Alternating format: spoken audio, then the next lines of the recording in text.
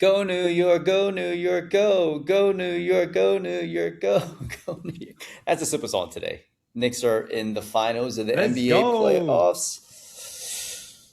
Let's get it. I'm in way too much Knicks We drift swag, out. but the How vibes. It's long has been it been? 20 2 decades? over two Sheesh. decades. Dude, it's absolutely insane. So to be back in the playoffs it's huge for the city, and it's amazing for the I think basketball in general, because Knicks Yeah. fans are just Who fucking do who do crazy. who do you think's Like gonna come out on people are the like other climbing side? trucks and shit like that. Um, I'm hoping that it's the Spurs because uh, one of the PTs in our Yeah. team, Emilio, is a huge Spurs fan. But one of my buddies just got hired by OKC Oh as a physical shit. therapist, so it's just That's like, sick. Yeah, that boy yeah, it's just Wendy crazy. looks So disgusting, dude. he can Can squat he? ass to grass, dude. It's crazy. It's Man, it's unbelievable. just like, I mean, he's Yeah, just like a foot and a half taller than everybody else, and he'd be like draining threes from half court. I'm like, dude, who's gonna stop him? yeah. Speaking of threes, someone hit a sub three this past weekend. How Dude, we I'm feeling? stoked, man. I just snuck it under. It was incredible, man. Um, It was a dope ass time. One of my buddies, he also got under three. I was with him the whole time. But I'll tell you, man, it was my watch was clipping off the tangents a lot faster than the mile markers were. Yeah, it's yeah, just I hate when like that happens. I saw the mile marker ahead of time, and then I was like, man, my watch is already clicking off a mile. So, according to my watch, I was well under, but then I kind of rounded out the final like two, and I was like, holy shit, I gotta get after, I gotta kick up.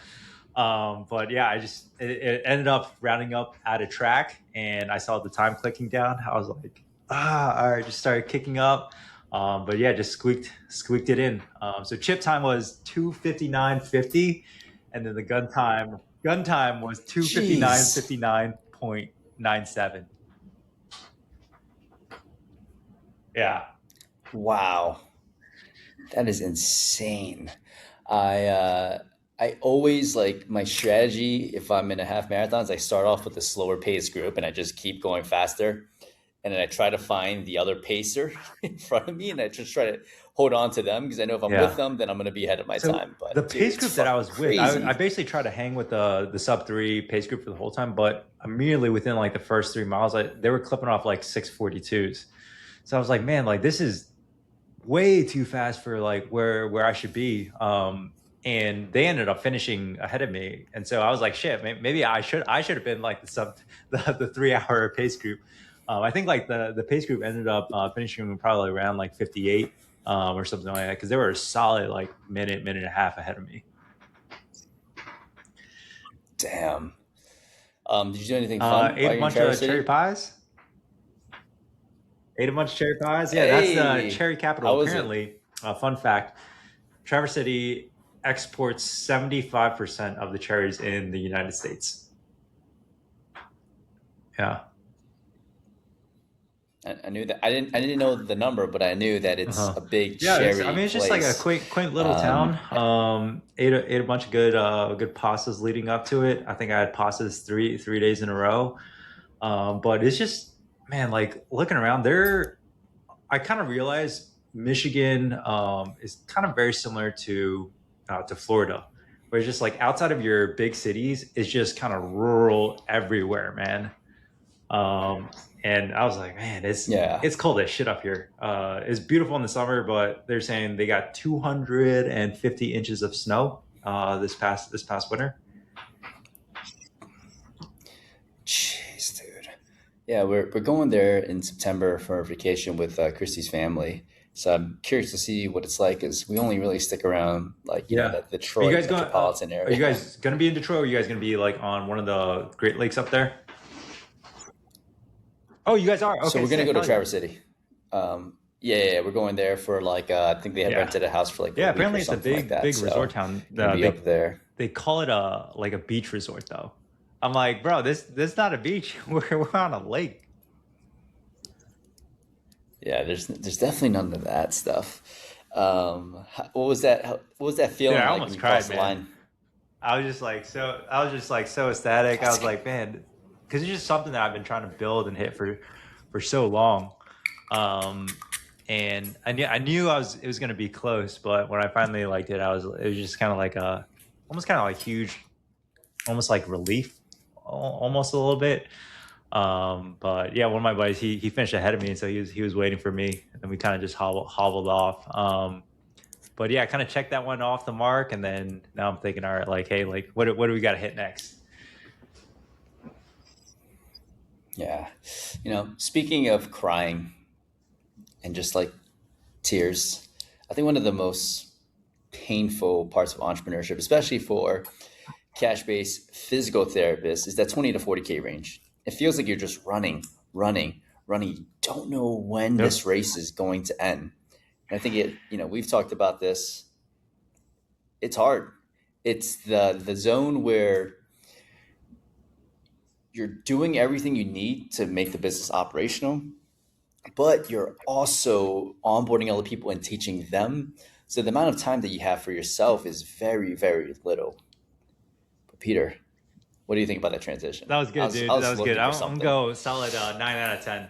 I'm gonna compare probably 20 to Okay. 40K, very similar to like miles, like 21 to like 24 in the marathon. For Oh, it that just shit sucks. Where sucks, like you dude. you can almost kind of see the end, but you're just like everything hurts, dude. Your calves cramp, your hamstrings are hurting. You're trying to do everything right. Like you're taking the gels, you're getting the waters, getting the electrolytes, but everything just hurts. And I would say that's a very accurate on par depiction of exactly what 20 to 40 feels like. It's kind of that range where you're making good money, but you're just doing everything. And you haven't really hired on that next Yeah. employee yet, but you're in the process of doing so. And I know a lot of people, myself included, when I was kind of in that range and trying to like bring on somebody else, I'm trying to like build out SOPs, but I don't really have time to build out SOPs because I'm like seeing like 35 to 40 in a week. And I'm like trying to do all the marketing and trying to squeeze in discovery calls when I can. It's just like you're spread very, very thin. But I'm like, dude, I'm one hire away from kind of making it. And it's almost like you're so close you can almost taste it, but you just got to go through a good bit of shit in order to get there.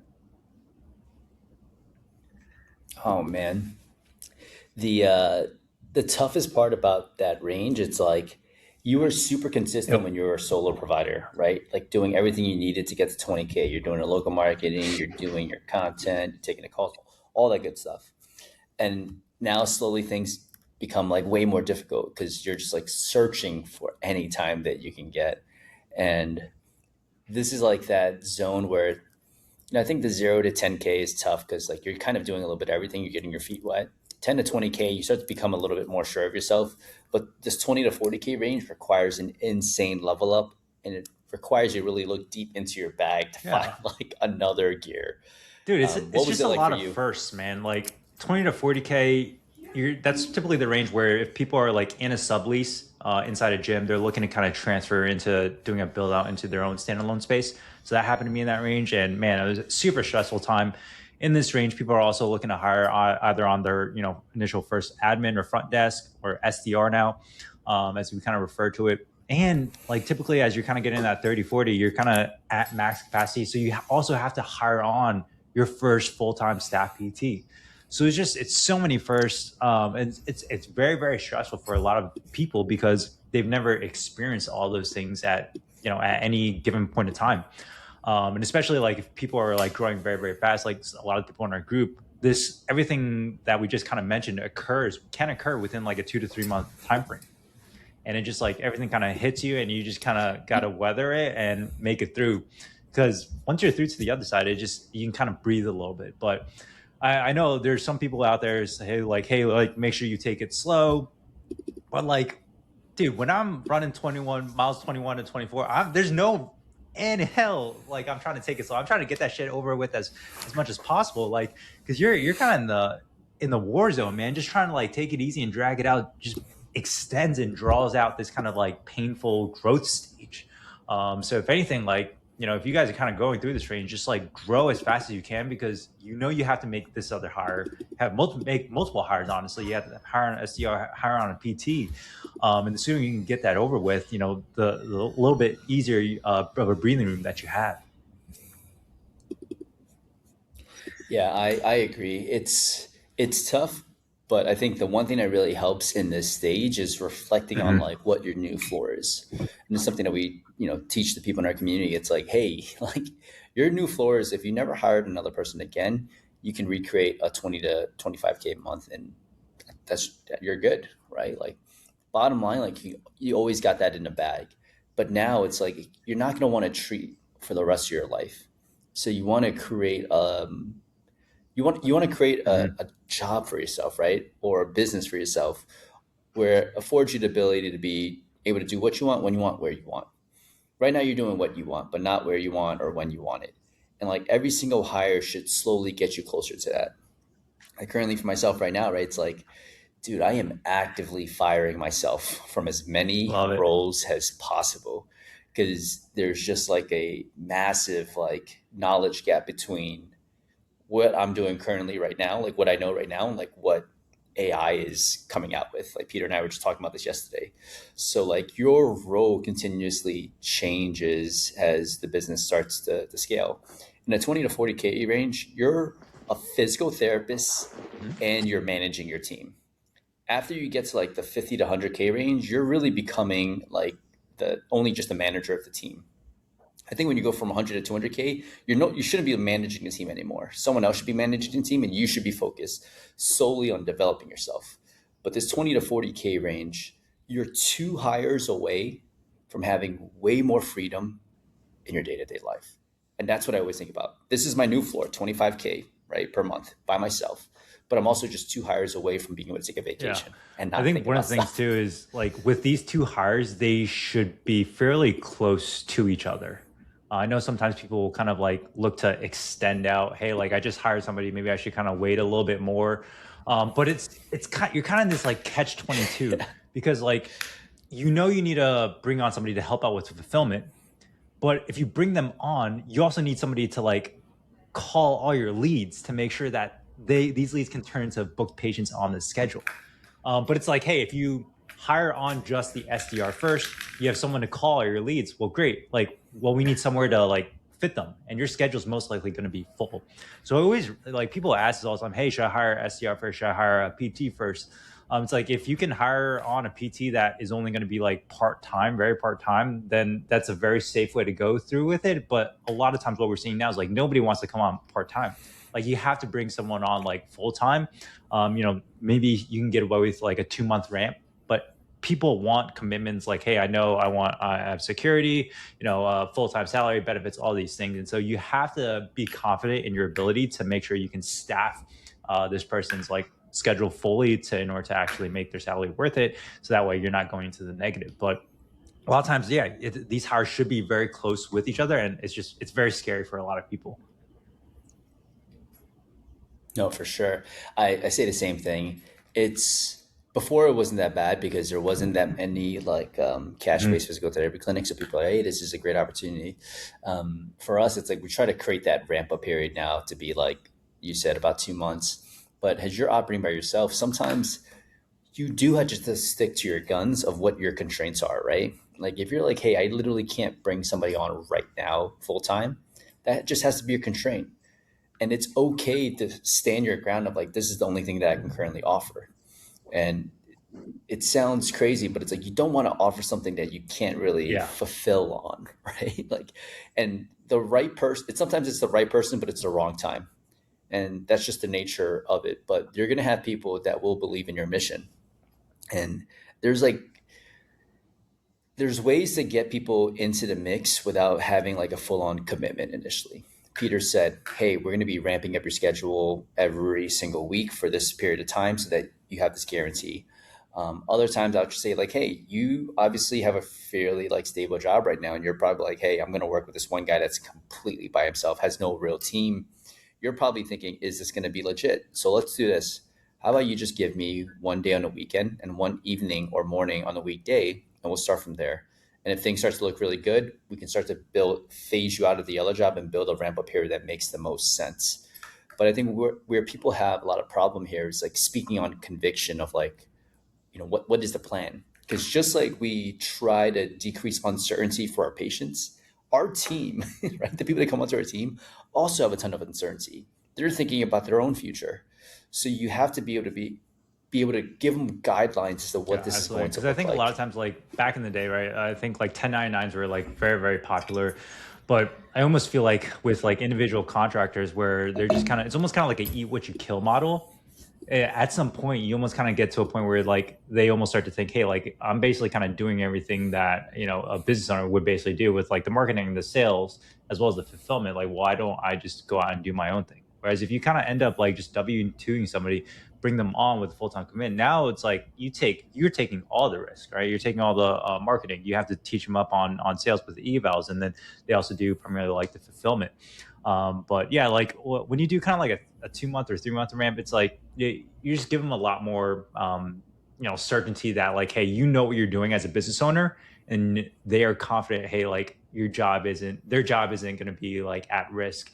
And I've had this occur to me very early on where there was a PT that I wanted to bring on, but he basically just like looked at like how large our clinic was, and how we didn't have like necessarily all the other benefits as some of the other larger hospitals, and he ended up going with the hospital institution primarily. And it makes total sense, right? He's like, hey, like I know for sure there's job security with this larger hospital institution, and I can't blame him. He already had a kid on the way, and so like they need some sort of stable salary as well as like benefits and everything, and all that as well too. And so the higher that you can get as a business from a revenue standpoint, the more that you can kind of slowly start to offer some of these like other incentives that make your clinic a lot more appealing than others. Um, and so if you can't offer that initially, then what you have to offer is a pathway that they can see that you're able to provide that within like a year or two. That, as well as I know what Andy does tremendously well, is offering the clinical mentorship side of things, right? If like, what can you provide that is going to be different than some of the other hospitals? And if it's clinical or if it's mentorship, something that they can that's more tangible than just like something like salary, something that's important to them. That is something that you can make appealing as well too. Yeah, the one thing I always say, it's like, hey, we're gonna be growing fucking quick, right? And like if you're early in the team, then like yes, you're gonna be the person that's gonna be next up for any sort of like internal promotion or like the roles that you want, as long as you're fulfilling on the things that you need. Why would I bring someone else on Mm. new to take on those roles? So you're gonna have the benefit of being the most senior person on a smaller group, Yep. which is essentially what a startup is. Like when you're a startup in a tech company, you're giving up a little bit to the early people, right? Employee number one, number two, number three, number four. That's like where they're literally taking a risk themselves to join your team. So you have to offer some sort of incentive for them, where it's like, I know it's not going to be fucking perfect initially, but you're going to be part of like creating the culture that we have here. And as we start to scale and grow bigger, like you're going to play a huge role in that, and you'll be incentivized Yeah, and absolutely. compensated for I those think things another as thing well. too is like the people that I see who grow from like 20 to 40 or 50 like very, very fast versus people who kind of just get stuck there is how long it takes them to like hire somebody. And a lot of times I think people understand, they know they need to do something, but because it's like it's difficult or they don't want to necessarily like carve out additional time, they just continue to like do what they already are doing. So they clock in, treat patients, do a couple of discovery calls, and then just kind of continue to rinse and repeat the process. And even though in the back of their head they're like, hey, I know I need to hire somebody, it just like drags and extends out for so many multiple months at a time. Then I asked them again, like once, I'm like, bro, did you hire someone? They're like, no, I'm still working on it. And it's like, shit, we're already 6 to 7 months later. And whereas like a lot of the people that grow so fast, they Yeah. know what they need to do and they go out and they execute immediately. And it gets done in a very short period of time. I think like a lot of times people, it's like it's not like rocket science, right? People know, hey, I know I need to hire somebody on. I know I need to run ads, but what really separates people is I think how fast they actually implement it and the amount of urgency they place behind the specific set of actions. Yeah, I got to give the example of Andy, because Andy's kind of like All right, you need to do this. Perfect. He does it. So it's like he's opening up a space, hiring an SDR, hired an SDR and a physical therapist. Pretty Mhm. all of this pretty much at the same time. And the quicker that you can solve your biggest problems, the quicker that you're going to grow. To Peter's point, the catch 22, like Peter had mentioned, is the fact that like if you just bring on an SDR, they're going to be booking more appointments, but your schedule is already fucking full. If you're bringing on a physical therapist, your schedule is already full. And now you got to do a bunch of calls on top of that to put appointments into that physical therapist's calendar. So there's going to be like, months at a time where like you're just head down doing a shit ton of work. But it is like the most logical step because if you're just delaying the pain longer and longer and longer, you're going to stay stuck. And for me, it's like I would rather sprint, and like just get these things over with, because most people just don't understand what it's like to. If I know that I'm going to have to learn this painful lesson soon, I would rather Yeah. just learn it Get it over instantly with. quicker, right? I don't want to delay this Rip the painful band-aid lesson. off. Yeah, yeah. It's the same thing with everything else. It's like the hedonic treadmill, right? Like constantly moving the goalposts. I've moved the goalposts so many times. Just buy the random shit that you think is going to make you happy, that you can start focus on the real things. It's like, got the nice watch. This feels amazing. I'm like, all right, I'm pretty much back to my baseline mood of stuff. So what's the most important thing to me? It's time and working on shit that I'm super passionate about. No amount of money is going to solve that. It's solely me, building the business and Yeah. the life that allows me to do those things. When you're in this position, it's like you can keep delaying it, but guess what? You're if unless you're like, I'm gonna do 25K a month for the rest of my life, go for it, right? But like that's gonna drain you in like 5 to 10 years. So if you're gonna hire, just fucking hire now, right? Like just just go through the pain and the awkward Yeah. phases And also now too, so that it's you can learn like there's a quicker. massive learning process, massive learning curve when it comes to hiring as well too.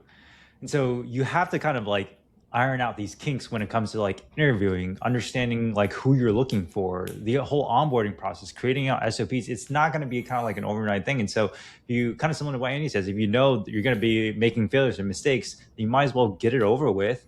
So that way you can actually get to the right person and you can onboard them on the right way. And it's like if you know, hey, like you have to make like 10 hiring mistakes in order to find like the 11th one that's going to be the right one. Would you rather take a whole year to spread out these 10 errors and 10 mistakes, or would you rather just condense it into a span of 2 weeks and then find your perfect hire on week 3? And the one mistake that you're probably making is the fact that you think it Oh yeah. has to be super clean in the back end. You're a one person show currently. People don't have crazy expectations, right? And also, as long as you're straight up upfront about it, like it's going to be a messy process, but I promise you that every single time we find something, we're going to build something to make sure that we don't make that same mistake or that it becomes smoother afterwards. Your first kind of 5 trainings for a PT or your first 5 trainings for an SDR, whoever you onboard, it doesn't need to be that complicated. It can be as simple as screen recording for 30 minutes and voiceover talking about everything that you typically do on your intake system. It could be 5 different discovery calls that you're recording and then placing into a folder. It can be a script that you're going to train the person on, um, and then how to do end of day report and one other thing, and then boom, that's your 5 SDR stuff that you're giving, and you could do that in under 3 hours. For your physical therapist, who gives a fuck about a mission statement right now, right? Like there's no need for a mission statement.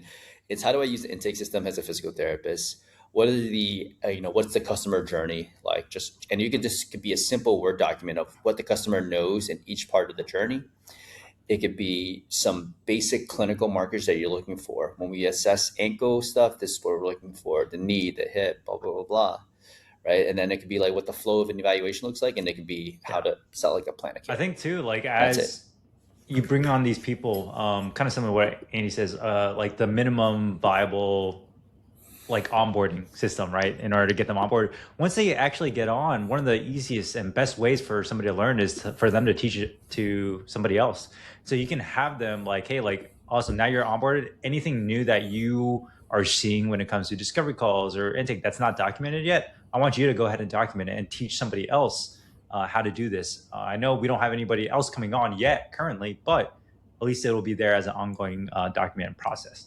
I know like a lot of times whenever I'm teaching, a lesson or a topic to somebody else, it almost re-cements like the learning process in my brain a lot more as well too.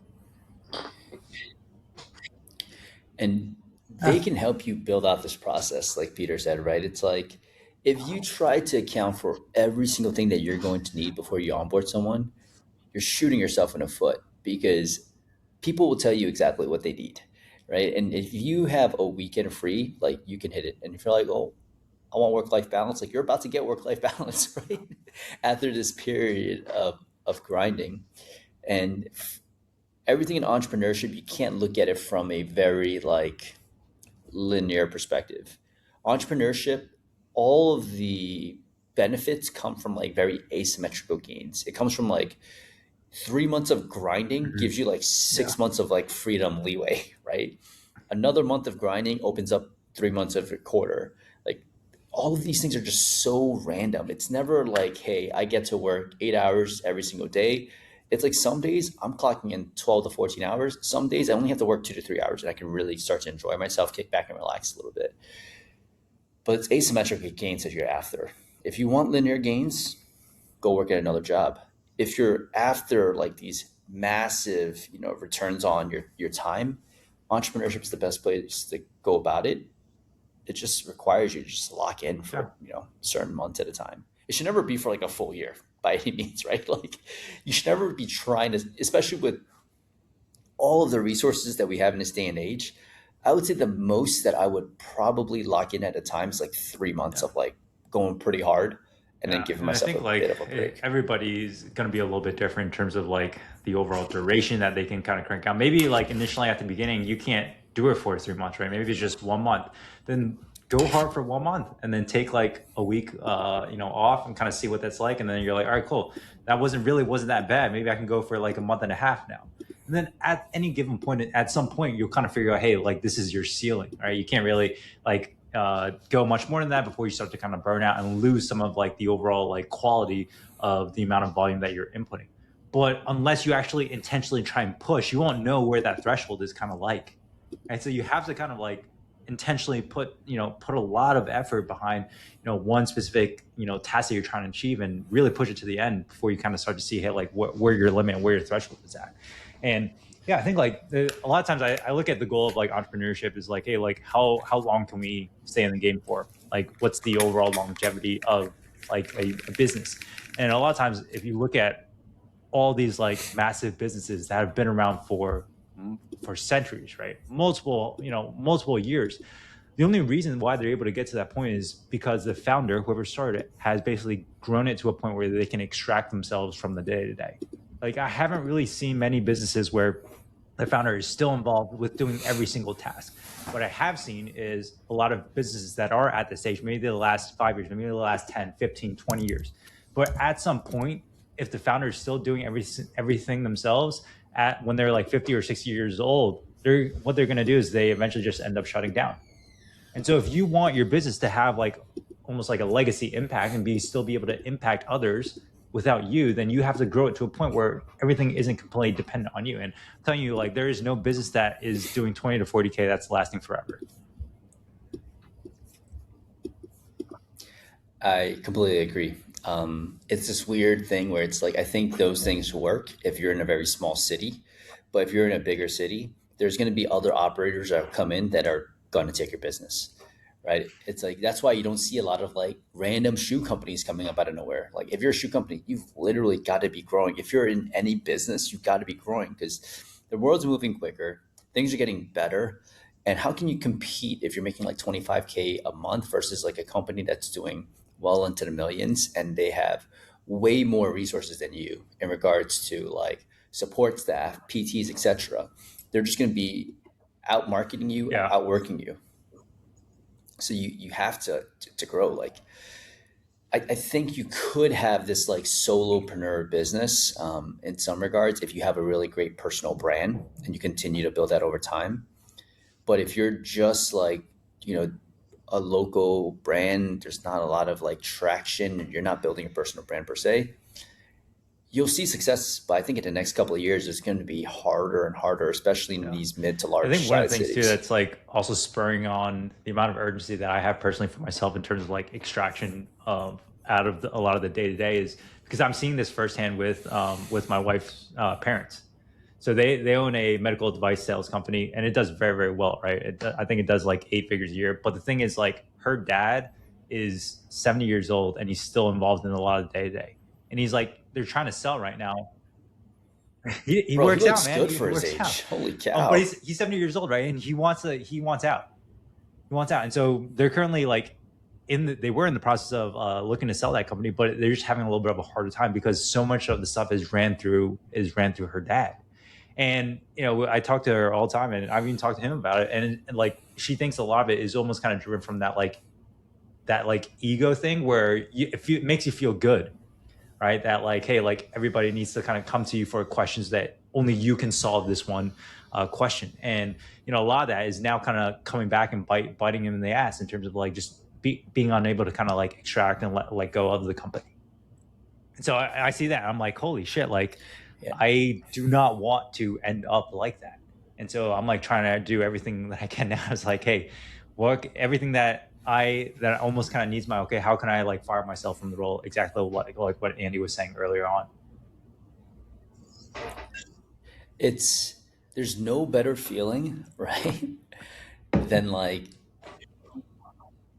not being in the clinic and like just opening up Slack and being like, you've outbooked, paid in full. Yeah, like, so many things are happening while you're just like going about your day to day life. There's no better feeling than that, right? That's when you know like you've built an actual business, and like when you're on vacation for the first time, right? Because you've been grinding for like a year or two, and you're sipping a fucking Aperol spritz in Paris, and you're like evals are getting booked, and payments are being collected. Like that is an 100%. amazing feeling. I want everyone to experience that at some point. Like it's in entrepreneurship when your business is growing without you actively working in it. It's a beautiful thing. Here's something that I like used to tell myself that I like had to switch. So I used to think like, hey, I don't want to grow to a point because I still want to treat.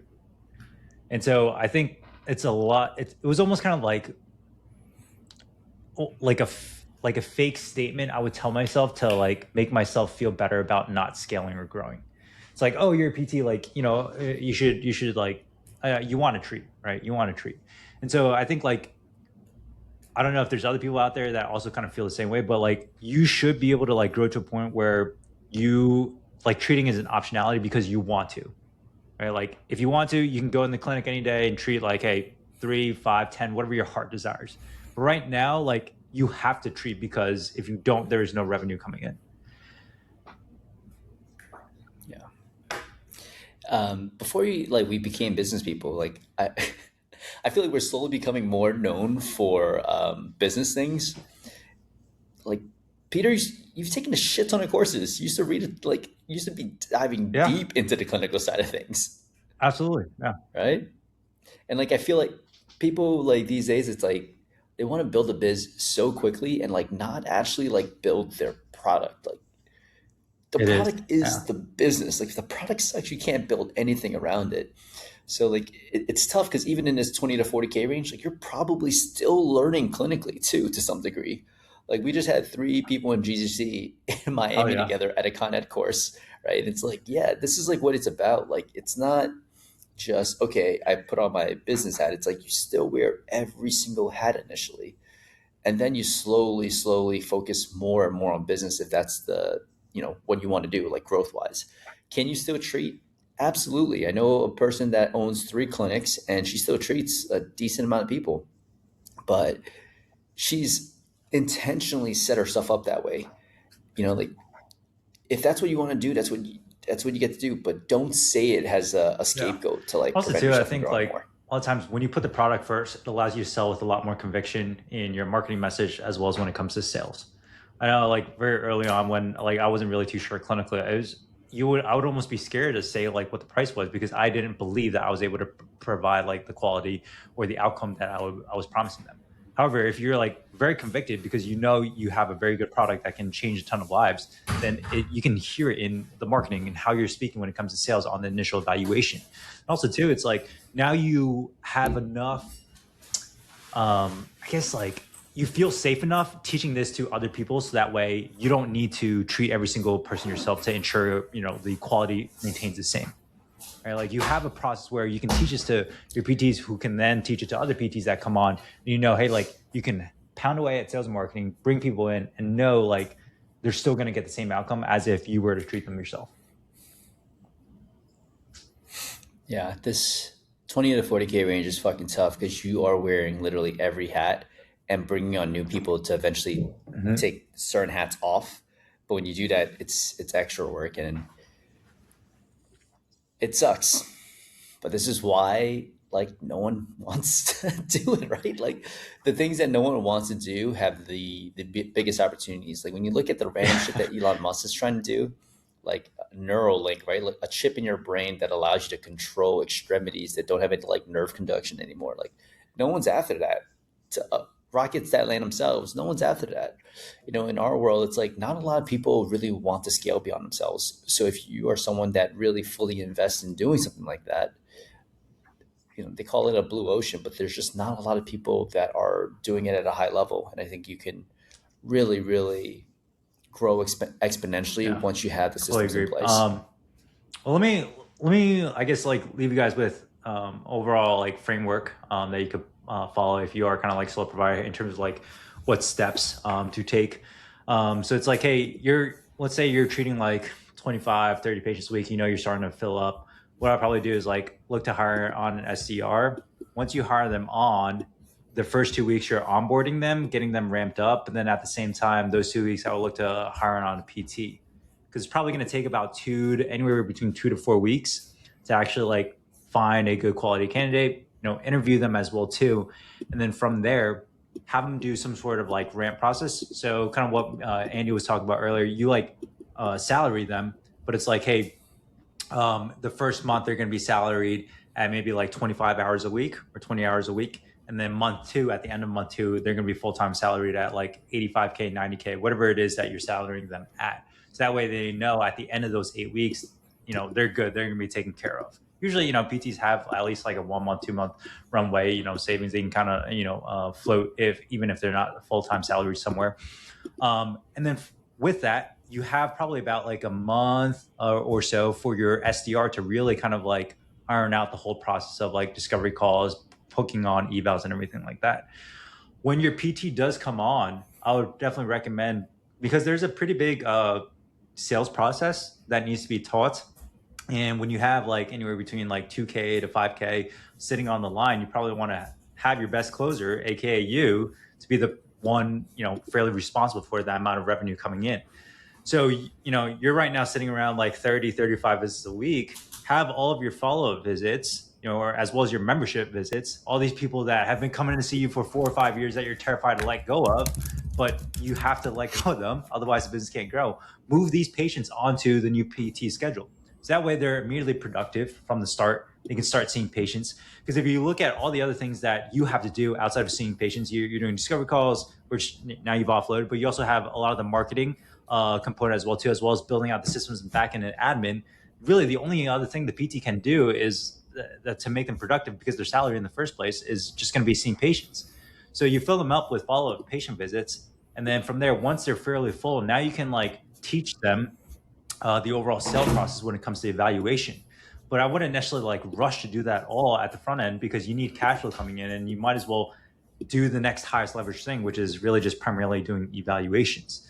And so that's kind of like the overall process. That way it's like, hey, you're everything's kind of sequentially flowing. It is probably going to be like a 1 to 2 month period where you're doing a lot at once. But like you were saying, you got to sprint through this, truck through miles 21 to 24, and then you hit at the end of the finish line. You're going to be sore as shit. You're going to be tired, but it's all worth it. It is all worth it. And the light at the end of the tunnel is from 50 to 100K. It's Exact just thing. Yeah. repeating the same exact skill. So once you get this framework down, as long as your marketing is dialed in, that 50 to 100K Mhm. gets way easier. Absolutely. And I think like what I talked about this, I made a video about this yesterday, but I think one of the reasons why like finally being able to hit sub 3 was so satisfying and so happy was because of how hard it well actually was. So same thing when it comes to like business, right? Like for you to grow from, to go through this growth stage from 20 to 40 or 50K, it is not easy at all. It requires you to go through some pretty hardship. But that's why like when you finally do get to the other side, you can look back and be like, man, like I'm proud of myself. Like that was some hard ass shit, but I was able to push through for this 1 or 2 months, and now I'm on the other side, and I am, a 2.0 version of the person I was before. I'm able to eat some pretty tough shit and still make it through. Yeah. Love it, love it. Is there any, oh, man, I think honestly, this is the Yeah. path, right? Like there's no other way around it. Is there anything else that you No, I want think to add on? hopefully you guys listen to this and actually just get out there and take some action, man. Shit, I think yeah, that's really what it is. You guys already know what to do.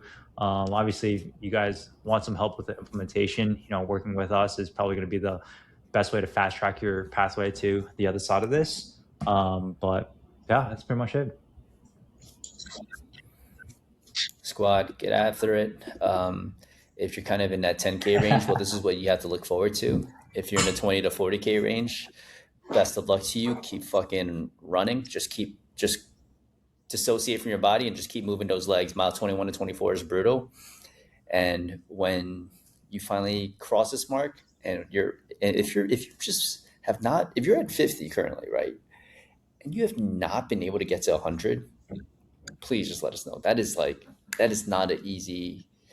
That should be fairly easy to scale to once you have the New right levels, systems new in play. devils. So that's all we got. Go get New after levels, it. new devils. Peace. Peace, squad.